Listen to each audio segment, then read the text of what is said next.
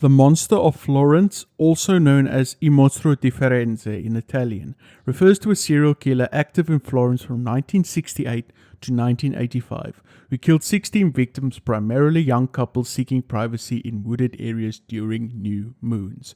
Although some individuals have been convicted in connection to the murders, the true identity of the main killer remains unknown to this day. Join me as I investigate the case of the Monster of Florence here on Corras Investigation. Now, before we go into the suspects, we must first look at the crimes and the victims of the Monster of Florence. On August 21st, 1968, Antonio Lobianco and Barbara Locci were killed in Singa. They were attacked in the car while Locci's young son was sleeping in the backseat. Locci's husband, Stefano Melle, was imprisoned for the murder, but evidence linked another murderer to the same weapon used in the same case and highlighted the presence of suspicious lovers. On 15th of September 1974, Pasquale Geltencore and Stefania Bettini were shot and stabbed near Borgo San Lorenzo. They were attacked while parked in a vehicle, with Bettini's body suffering extreme violence. Bettini had expressed fear of a strange man days before his death. Giovanni Foggi and Camilla Denuccio were murdered on June 6, 1981, also near Scandici. Denuccio's body was mutilated. A voyeur, Enzo Spalletti, was briefly detained but later released after more killings had occurred. On October the 23rd, 1981, Stefano Boldi and Susanna Cambi were shot and stabbed in a park. Cambi's body was also mutilated and she had been troubled by a stalker in the days leading up to her death. Paolo Bernardi and Antella Micorini were shot dead on June 19, 1982 after having sex in Maldini's car. The killer mutilated the female victim but was interrupted, leading to a very chaotic scene. On September 9, 1983, two German students, Willem Friedrich Hostmeyer and Jans Uwe Rusch, were found shot dead in their van, with police suspecting that they might have been two gay lovers based on the materials found at the scene. Claudio Stefanicini and Pia Gilda Rotini were murdered on July 29, 1984 in a similar fashion, with significant mutilation in Rotini before the killing. Witnesses noted a strange man following the couple shortly before they were attacked. And finally, on September 7th to September 8th, 1985, Jean Michael Kravechvili and Nadine Mario, visiting from France, were killed in their tent near San Casciano. Mario was severely mutilated. The killer sent a letter to the prosecutor, taunting authorities by detailing the murder and challenging them to find the victims. Overall, the series of brutal killings remains a mystery, with several victims showing signs of having been stalked or harassed before their deaths. The uncertainty surrounding the killer's identity and motives continue to haunt the investigators. And now we look into the suspects and the theories of the Monster of Florence. Pietro Pacciani and Compagni de Merende.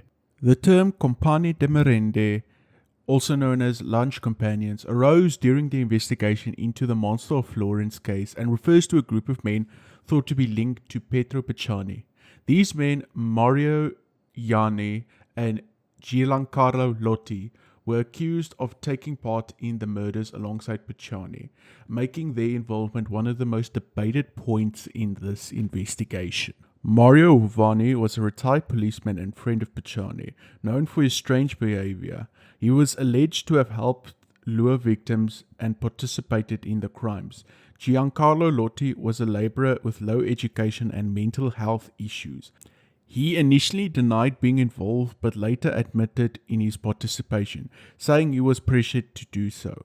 His confession connected both Pacciani and Vanni to the crimes. Pacciani was also seen as the group's leader, with prosecutors claiming he planned the murders with Vanni and Lotti. The prosecution suggested that the murders were committed by a group rather than a single killer. They proposed that one person attacked as the shooter while the others helped by holding the victims or causing distractions, a theory supported by Lottie's confession.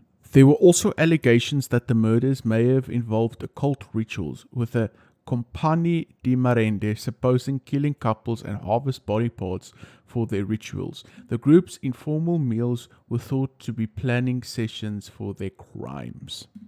Lottie's involvement and testimony was central to this case. He confessed to being at the crime scene and claimed Pacciani and Vanni were the main perpetrators. However, his testimony was criticized for his inconsistency, with some argue that he was coerced into confessing. Critics also pointed that Lottie's low IQ made his testimony unreliable. There was no direct forensic evidence linking Pacciani, Vanni, or Lottie to the crime scenes. The case depended largely on circumstantial evidence and Lottie's confession. Vanni denied the charges and made confusing statements during the trial, leading to doubt about the prosecution's claims. Still, he and Lottie convicted, which remains a controversial outcome. Many believe the compagnie di merende theory was created under pressure to solve the case, and it was framed the suspects in a negative light, influencing public perception. The focus on the group may have distracted from other credible suspects or theories, including the possibility of a single killer or broader conspiracy. Pacciani's role in the compagnie di merende was vague, and his connections to the crime being circumstantial, and no key evidence was ever found. His acquittal in 1996 and subsequent death in 1998 left many questions unanswered to this day. The Sardinian Trial. The Sardinian Trial is a key theory in the Monster of Florence case, suggesting that the early murders, especially the 1968 killings of Barbara Locci and Antonio Lo Bianco, were linked to personal vendettas within a Sardinian immigrant community in Tuscany. The theory is supported by the involvement of Stefano Mele and Salvatore Vinci, who had connections to the victims. Stefano Mele was Barbara Locci's husband, initially convicted of the 1968 murders. He confessed to the crimes but made conflicting statements, implying others such as Vinci and his own relatives were involved. Mele was viewed as weak and inconsistent, raising doubts about his reliability. Salvatore Vinci was a friend of Mele and a former lover of Locci. His connection to the victims brought him under suspicion, and he was believed to possibly have orchestrated the murders out of jealousy or to hide personal secrets. Vinci's first wife died under suspicious circumstances, further complicating his profile. Key elements of the Sardinian trial center on jealousy and vendetta, suggesting the murders resulted from Mele's jealousy or community revenge. Mele pointed to multiple people, indicating the crime involved several conspirators, which reflected collective cultural practices. Some speculate the murder of the 1968 killings may have later become the Monster of Florence, although this is debated due to the changes in crime patterns. Critics of the Sardinian trial argue that the 1968 murders didn't fit the later patterns of the monster's crimes due to lack of the absence of mutilation. They also highlighted Mele's unreliability and lack of solid evidence against Vinci. Additionally, the focus on this theory may have overshadowed other suspects and theories in this investigation. Unresolved questions include whether Salvatore Vinci had a larger role or whether the 1968 murders were connected to later crimes, with differing opinions on the relationship between the two cases. And now we get into the final and most possibly controversial theory, the satanic cult theory. The satanic cult theory is a controversial explanation for the Monster of Florence murders, suggesting that the killings were the work of a secret group involved in occult rituals rather than a single individual. These theories emerged towards the end of the investigation, supported by strange testimonies, circumstantial evidence, and rumors about ritualistic motives. The murders were characterized by targeting of the couples in isolated areas where the male victims were shot and the female victims were mutilated, with specific body parts removed. This led investigators to believe that these parts were collected for use in occult ceremonies. Some witnesses claimed to have knowledge of a group that commissioned these murders for ritualistic reasons, alleging that the body parts were delivered to wealthy individuals engaged in satanic practices. There were also claims that influential figures, including doctors, politicians, and aristocrats, were part of the cult, with the killings possibly carried out by low-level operatives under orders of the cult. Key figures in the theory include Francesco Narducci, a doctor whose mysterious death in 1985 became linked to this case, with allegations that he was involved in the cult and possibly helped to acquire body parts. Initially ruled as a suicide, his death was later suggested to be staged. Another figure mentioned earlier in the video, Pietro Picciani, along with his alleged accomplices known as Compagni de Merende, were argued by prosecutors to be hired by the cult for the murders due to Picciani's violent past and circumstantial evidence against him. Various anonymous sources provided tips about satanic practices related to the murders, though such claims lacked support. Critics of this theory point out the absence of concrete evidence, such as ritual sites or occult artifacts, leading many to claim that this is based on heresy. Witnesses' testimonies were often inconsistent and came from sources of questionable credibility. It is argued that this theory resulted from investigators trying to explain the horrific crimes and public pressure, which may have diverted attention from lone serial killer theory.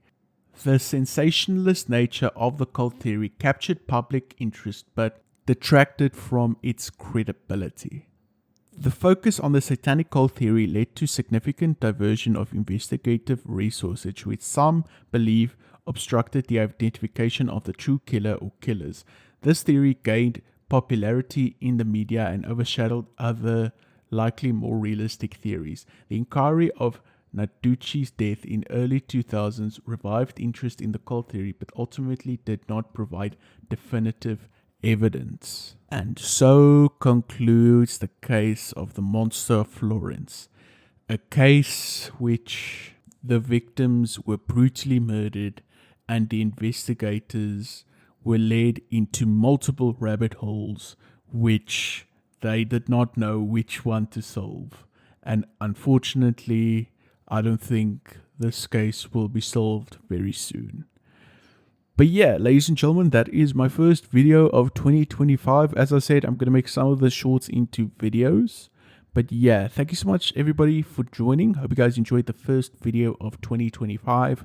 Hopefully there will be more to come. But until then, have a good one. Peace and cheers.